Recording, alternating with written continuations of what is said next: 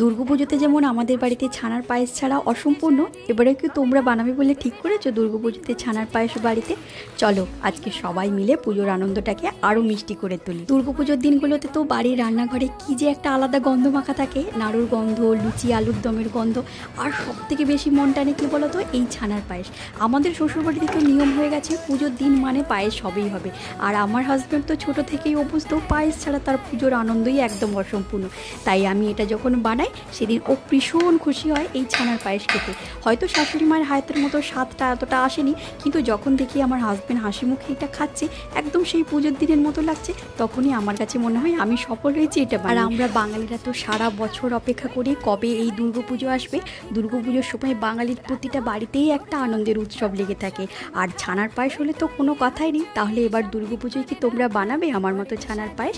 চলো সবার রান্নাঘরে ছোট্ট মিষ্টি আনন্দ ছড়িয়ে দিয়ে এই ছানার পায়েস